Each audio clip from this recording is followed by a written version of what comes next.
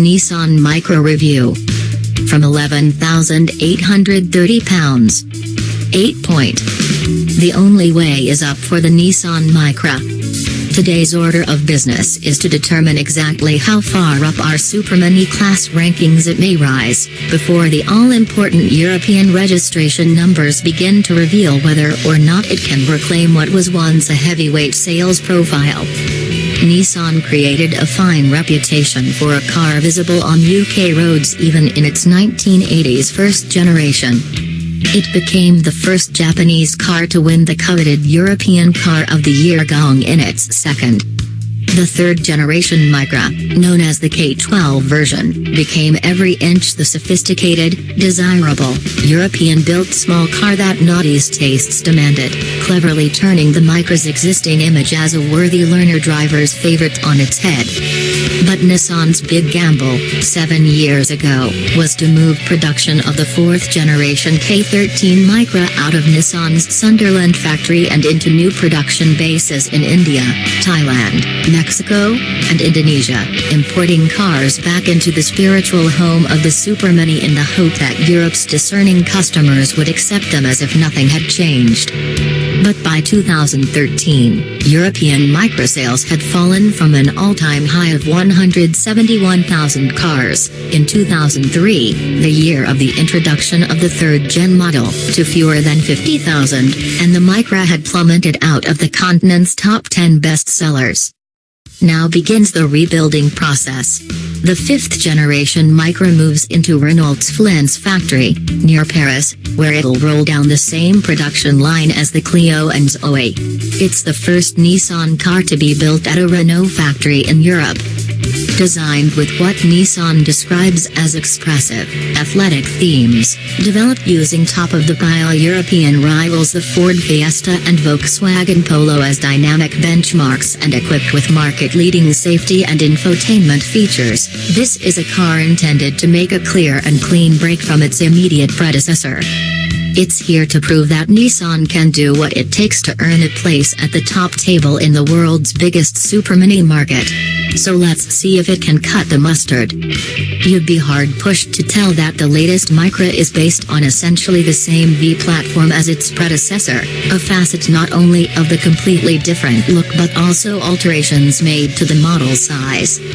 The differences, most notably a 75mm increase in the car's wheelbase, speak to the amount of re-engineering that has gone into the architecture's European spec configuration.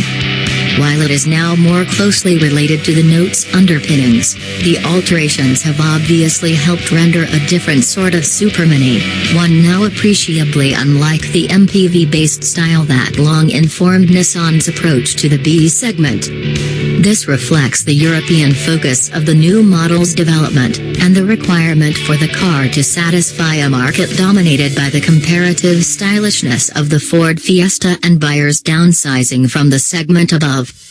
Consequently, as well as being 174mm longer overall, the new Micra is substantially wider and lower than the outgoing version, and the A-pillar has been moved forward to accentuate the sloping roofline. Inside, the hip point of its occupants has dropped. Underneath, significant effort has been expended on the suspension components. The original rear twist beam, based on the Notes, has been jettisoned for one more closely related to the Nissan Qashqai's torsion beam, which delivers better stiffness. At the front, McPherson struts are stipulated by the platform, although Nissan has now solid-mounted the front subframe rather than using bushes, again for the gains made in structural rigidity.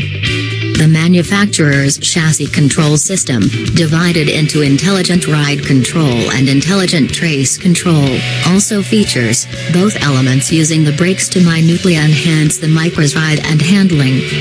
The engine lineup compromises 2 3-cylinder petrol units and 1 4-cylinder diesel.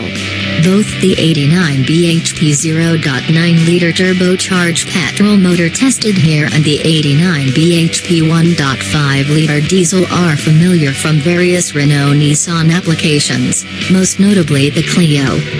The remaining 1.0-liter 3-pot, modestly powered unnaturally aspirated, will follow on later. All all are twinned with a 5-speed manual gearbox as standard. An automatic transmission is set to arrive later in the life cycle. Although European buyers likely bristled at the banal appearance of the 4th-generation Micra, it was almost certainly the scratchy, low-rent interior that gave rise to a collective balk followed by swift exit from the Nissan dealership. So prodigious was the firm's miscalculation in perceived quality, and the response it drew from previously loyal customers, that ought to come as no surprise at all to discover that nothing of the previous car is deemed worthy of being carried over to the new version.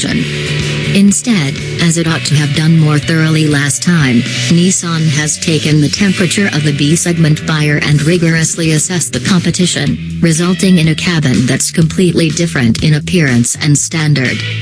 Significant, noticeable alterations abound, then, although it is the sizable drop in hip point and the plentiful options for personalization that make an immediate impression.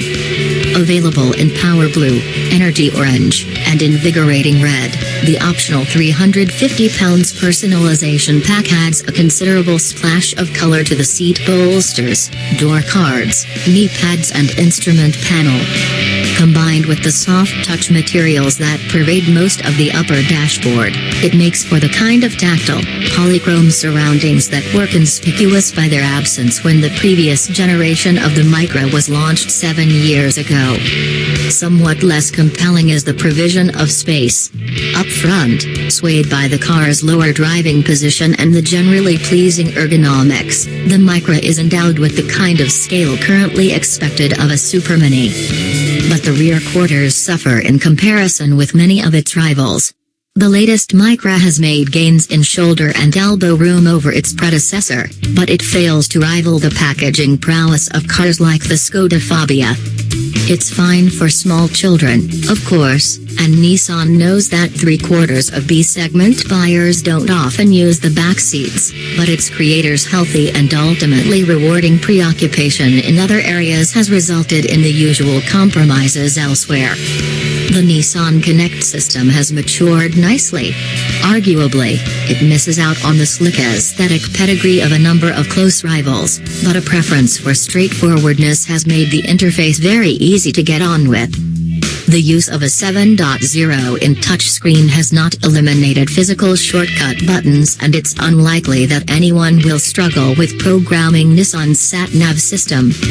The entertainment options vary by grade, the entry-level trim getting a measly 2 speakers, the Ascent to 4, and, rather shamefully, you'll need to go all the way to our test cars and connect a level to find a DAB tuner on the standard kit list. Inevitably, optional extras spice things up somewhat.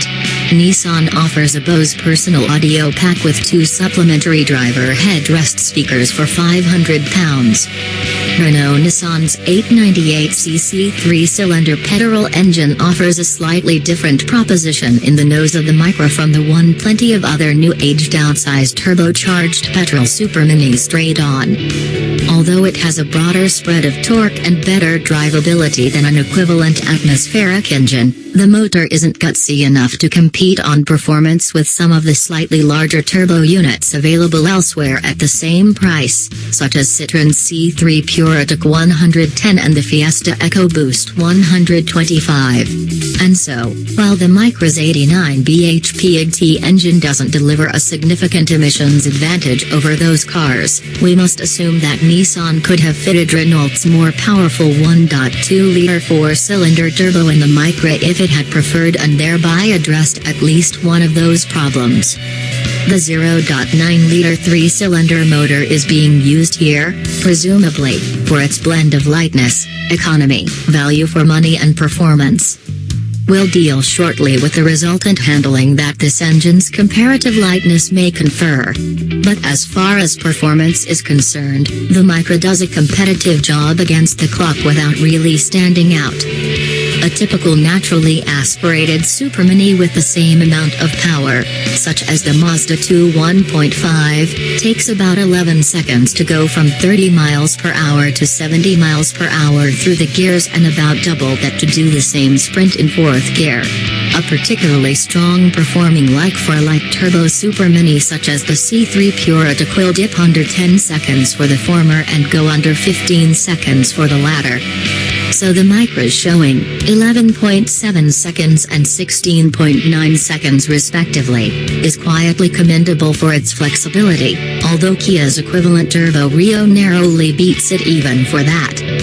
On the road, the Micra's engine combines a quietly torquey delivery with the free revving quality we've come to expect of modern 3-pot motors, but it doesn't turn the car into a desperately zesty or engaging car to drive.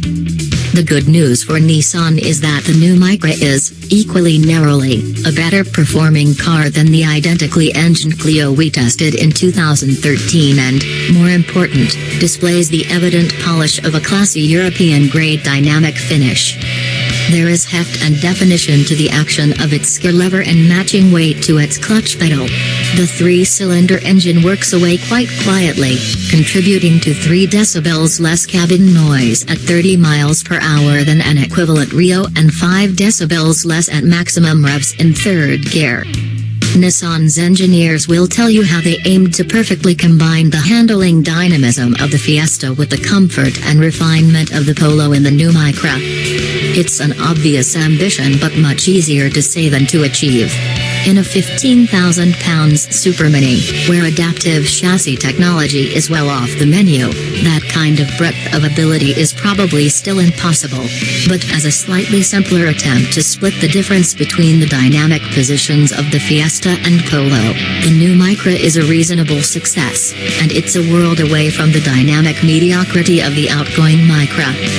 The car certainly has many strong suits. It has good body control, robust grip levels, good high-speed stability, a fairly supple but quite sophisticated ride, agile handling, pleasant and well-weighted steering, and subtle and progressive chassis electronics.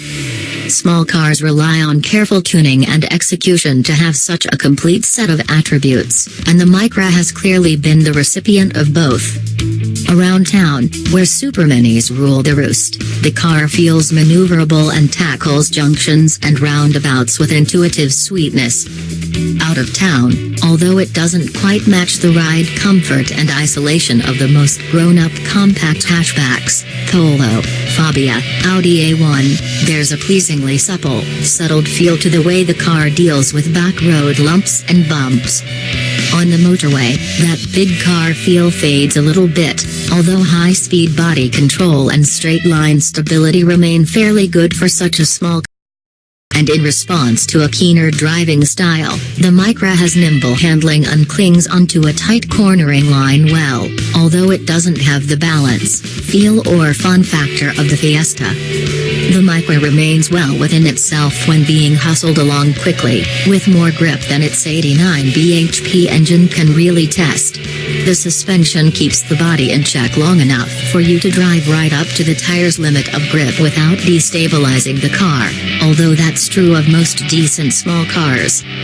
After that point, the car's electronic traction and stability controls begin to trim engine power and trigger braking interventions with a gentle hand so as to help rather than hinder while avoiding going to panic stations.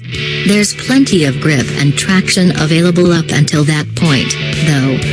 The car's stability electronics can be disabled via the trip computer rather than by a button. Doing so doesn't exactly bring the car's handling to life.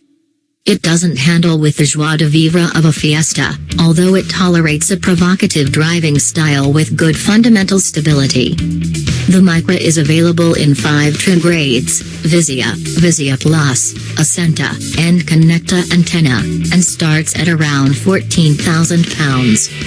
Realistically, though, because the entry-level version does without aircon and the Visia Plus variant fails to add alloy wheels, it's likely that discerning UK buyers will ignore both in favor of the mid-spec Ascenta, which gets 16 in alloys, cruise control, the drive assist display and, crucially, the 7.0 in infotainment touchscreen for a little over £15,000. Our test car, in N-connected trim, adds niceties such as a leather steering wheel, a sat-nav and climate control, but, as with the range-topping Tenna, nothing that would be sorely missed. However, if it was our money we would add the Bose Personal Pack for an additional £500. In a centigrade, the Micra costs around the same as a Fabia SEL and the equivalent Clio, and slightly less than the Mini Cooper. Expect it to roughly measure up for running costs, too. The 0.9-liter engine emits 104 grams/km CO2, less consequential for retail buyers than it used to be, but indicative of the kind of efficiency that permits Nissan to claim 61.4 miles per gallon combined economy. True MPG testing returned a slightly more rigorous 45.3 miles per gallon, but that's not far off the 46.5 miles per gallon returned by a Fiesta 1.0-liter EcoBoost or even the admirable 49.5 miles per gallon registered by the Cita Visa 1.2-liter TSI. Good. Snazzy new look, well-judged drive. Built with Europe in mind. Bad. Uninspired engine lineup. Not fearlessly practical. There are cheaper Superminis. Europe's lucrative market for Superminis doesn't owe Nissan anything. After the past 7 years, the company has learned that the hard way, but it's certainly receptive to stylish, contemporary, well-equipped, rounded cars like this new Micra. Having plainly now banished the memory of its dowdy early years, this car has it all to do to retain owners of the outgoing model. There has never been wider choice for those with a typical Supermini budget than there is now. But with its high-end equipment features, dashing looks and mature dynamic finish, the Micra is well placed to compete with premium brand offerings as well as its mainstream rivals. Where it is weak, it doesn't have a stellar engine, it's not the most practical car in the class, and it's not a brilliantly compelling bargain. It leaves just enough room to doubt that it'll propel Nissan back to the very top of the European sales charts. But that it'll do much better than its predecessor is an absolute given. The Micra may not be great again just yet, but it's back on the right track. That is why the new Micra makes its way into our top 5, but overall lacks the polish that the Volkswagen Polo, the Mazda 2, the Mini Cooper and the Ford Fiesta have in abundance. Name: 1.2 Ascenta 5 Drams, 1.2 Ascenta 5 Drams CVT, 1.2 Entec 5 Drams, 0 to 62 miles per hour, 13.70 seconds, 14.50 seconds, 13.70 seconds. Top speed: 106 miles per hour, 100 miles per hour, 106 miles per hour. CO2: 115 grams/km, 125 grams/km, 115 grams/km. MPG: 56.50 miles per gallon, 52.30 miles per gallon, 56.50 miles per gallon.